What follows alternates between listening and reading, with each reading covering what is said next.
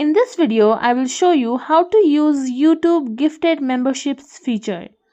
So for that, first thing that you need to do is go to Play Store.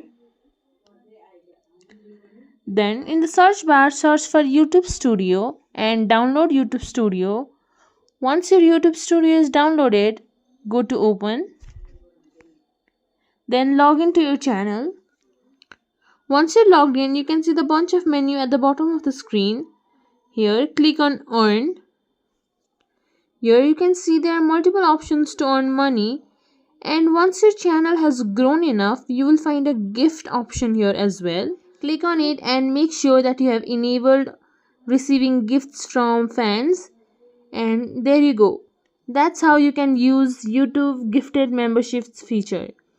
If you think this video is helpful, please like, share, subscribe to our channel and leave us a comment down below. Thank you for watching.